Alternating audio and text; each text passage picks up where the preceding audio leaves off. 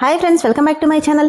ఈ స్టోరీకి writer SNMR Sridhar గారండి. శ్రీధర్ గారి అన్ని స్టోరీస్ కి కాపీరైట్స్ వర్తిస్తాయి.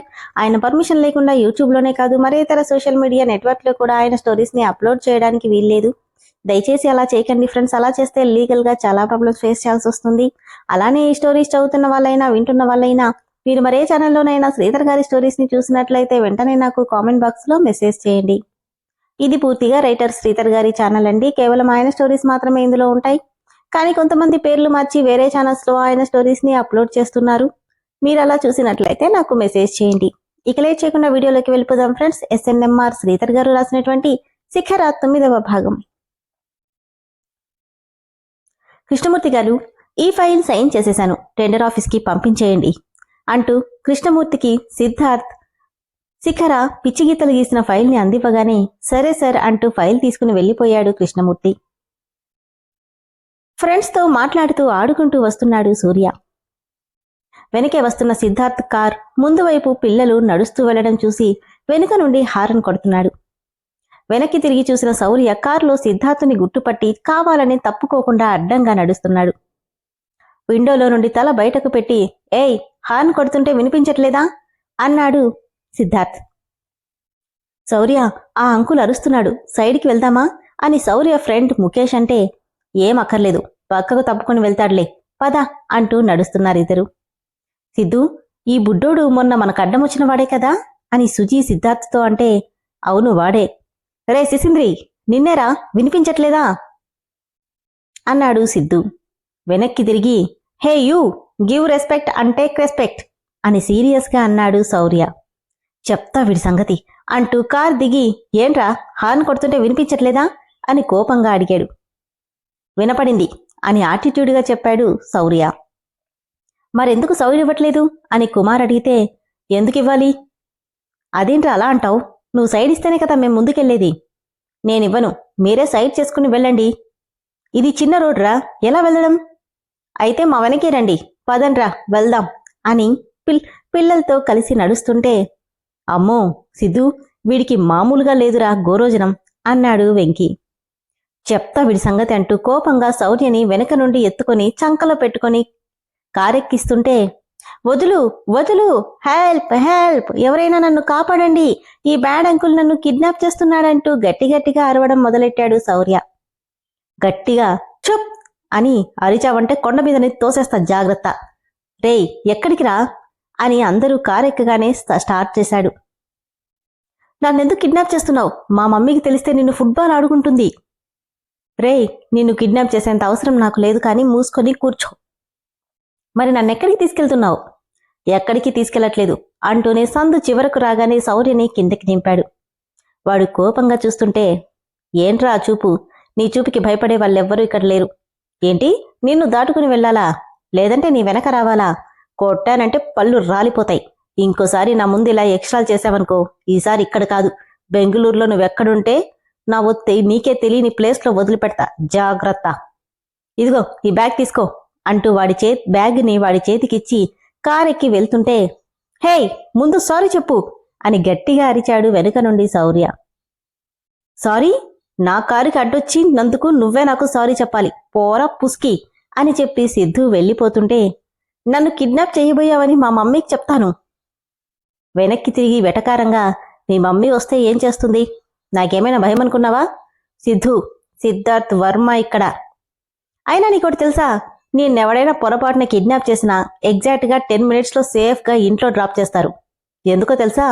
నువ్వు చూడ్డానికి చిట్టెలుకలా ఉన్నా కోపంగా పళ్ళు బిగబట్టి నీ ఒళ్ళంతా ఫ్యాట్ అంటే తెలుసా, కొవ్వు పట్టి కొట్టుకుంటుందిరా. కాబట్టి నిన్నెవ్వడూ భరించలేరు, అర్థమైందా అని చెప్పి కారు ఎక్కగానే సిద్ధు ఫ్రెండ్స్ అంతా బాయ్ సిసింద్రి అని గట్టిగా నవ్వుతూ చెయ్యూపుతున్నారు. నా పేరు సిసింద్రి కాదు అని గట్టిగా అరిచి చెప్పాడు శౌర్య. పోరా పుస్కి అని చెప్పి సిద్ధు కార్ స్టార్ట్ చేశాడు. డ్రైవ్ చేస్తూనే మిర్రర్లో నుండి సీరియస్గా చూస్తున్న శౌర్యని చూడగానే పెదవుల మీద చిరునవ్వు వచ్చేసింది సిద్ధార్థ్కి. అసలే తెల్లటి ముఖం కోపానికి కందిపోయి 2 బుగ్గలు ఇంకా ఎర్రగా చప్పిగా కనిపిస్తున్నాయి. నల్లటి ద్రాక్ష పండులా ఉన్న కళ్ళు కోపంతో ముకిలించుకుపోతే చిన్న లక్క పిడతలా ఉన్న చిన్న మూతి బిగించి ఉండడం వల్ల ఇంకా క్యూట్గా కనిపిస్తున్నాడు. స్లోగా కార్ డ్రైవ్ చేస్తూ మిర్రర్లో నుండి నవ్వుతూ శౌర్యనే చూస్తున్నాడు. ఏంట్రా అలా నవ్వుతున్నావు అని సుజీ అడిగితే, ఆ శచీంద్రిగాడు భలే క్యూట్గా ఉన్నాడే, నా మీద కోపంతో మొహం చూడు ఎలా పెట్టాడో అని నవ్వుతుంటే, వాడి క్యూట్గా ఉండడమేమో గాని వాడి మాటలు మాత్రం కోటలు దాటుతున్నాయి అన్నాడు వెంకీ. నవ్వి కారు స్పీడ్ పెంచాడు సిద్ధు. ఇంతలో శౌర్య శౌర్య అంటూ పరిగెత్తుకుంటూ వచ్చారు శౌర్య ఫ్రెండ్స్ అంతా. నిన్ను కిడ్నాప్ చేసాడేమో అనుకున్నాన్రా, హమ్మయ్యా ఏమీ చెయ్యలేదు అని వాళ్ళ ఫ్రెండ్స్ అంతా అంటుంటే సైలెంట్గా ఉన్నాడు. ఏంట్రా అంత కోపంగా ఉన్నావు? ఈ బ్యాడ్ అంకుల్ని నేను వదిలిపెట్టను, ఈసారి ఖచ్చితంగా నా రివెంజ్ తీర్చుకుంటాను అని కోపంగా చెప్పి వెళ్తున్నాడు శౌర్య. శౌర్య, నీకేం కావాలో తీసుకో, కానీ నా పక్కనే ఉండాలి సరేనా అని శిఖర ఒక మాల్కి తీసుకొచ్చింది. ఓకే మమ్మీ అంటూ షాపింగ్ కాంప్లెక్స్లో తనకేం కావాలో చూసుకుంటుంటే తనేం బొమ్మలు తీసుకోవాలా అని చూస్తూ నడుస్తున్నాడు శౌర్య. అదే ఫ్లోర్లో ఓ మూలగా ఉన్న కొన్ని వస్తువులను చూడగానే శౌర్య కళ్ళు హ్యాపీనెస్తో మెరుస్తుంటే అక్కడికి పరుగులు తీశాడు. 10 నిమిషాల తర్వాత తనకు కావలసినవి తీసుకుని, సెలెక్ట్ చేసుకున్నావా కన్నా అంటూ శిఖర శౌర్యని వైపు చూడగానే వాడు కనిపించలేదు. కన్నా, శౌర్య అంటూ చుట్టూ చూసుకుంటూ వస్తుంటే కార్నర్లో ఒకచోట కనిపించాడు. పిల్లర్ అడ్డుగా ఉండడం వల్ల వాడేం చూస్తున్నాడో తెలియలేదు శిఖరకి. శౌర్య, ఏం చేస్తున్నావంటూ దగ్గరికి వెళ్ళగానే తన చిన్ని చిన్ని చేతులకి పెద్ద పెద్ద బాక్సింగ్ గ్లౌజెస్ వేసుకుని ఊ హా అంటూ ఆడుకుంటుంటే వాడి కళ్లల్లో అంతులేని ఆనందం కనిపిస్తుంది. క్షణం పాటు కొడుకుని అలానే చూస్తుండిపోయింది శిఖర. కాని మరుక్షణం ఆమె కళ్లల్లో అంతులేని కోపం వచ్చేసి శౌర్య అంటూ పరిగెత్తినట్టే వెళ్లి ఆ గ్లౌజెస్ ని లాగిపడేసింది. నీకెన్నిసార్లు చెప్పాను ఇలాంటి వాటితో ఆడుకోవద్దని? ఏడుపు మొహంతో, ఎందుకు మమ్మీ, నాకు బాక్సింగ్ అంటే ఇష్టం, పెద్దయ్యాక నేను పెద్ద బాక్సింగ్ ప్లేయర్ని అవుతాను, నాకు నా బాక్సింగ్ నేర్పించు మమ్మీ అంటే, వద్దు, నాకు ఇలాంటి స్పోర్ట్స్ నచ్చవు, ముందు బాగా చదువుకో, తర్వాత స్పోర్ట్స్ గురించి ఆలోచిద్దాం, ముందు పద అంటూ చేయి పట్టుకుని లాక్కెళుతుంటే ఆ పసివాడి చూపు మాత్రం దూరం అవుతున్న ఆ వస్తువుల మీదే ఉంది. ముఖమంతా బాధగా పెట్టుకుని వాటివైపే చూస్తూ శిఖర వెనక వెళ్లిపోయాడు శౌర్య. కొత్తగా ఏసీపీగా ఛార్జ్ తీసుకున్న వ్యక్తి గురించి న్యూస్ స్క్రోల్ అవుతుంటే దానివైపే కళ్లార్పకుండా చూస్తున్నాడు సాత్విక్. ఏసీపీ అన్న పెదవులు సన్నగా కదులుతుంటే అన్ని అర్హతలు ఉన్న చేజారిపోయిన తన లక్ష్యం తన కళ్ల ముందు కనిపిస్తుంది సాత్విక్కి. మనసంతా బాధతో మూలుగుతూ చేతిలో ఉన్న సిస్టమ్ మీద మౌస్ మీద చేతులు బిగుసుకుంటున్నాయి. సాత్విక్, సాత్విక్ అని సమీర పిలుస్తున్నా పలక్కపోవడంతో టేబుల్ మీద గట్టిగా కొట్టి సాత్విక్ అనగానే, ఆ సమీర, నువ్వేంటిక్కడ? మొబైల్లో న్యూస్ చూస్తూ పిలిచినా నీకు పలకనంతగా ఏం ఆలోచిస్తున్నావు? ఏం లేదులే, పనేంటో చెప్పు. నేనీరోజు స్కూటీ తీసుకురాలేదు, కొంచెం నన్ను డ్రాప్ చేస్తావేమోనని.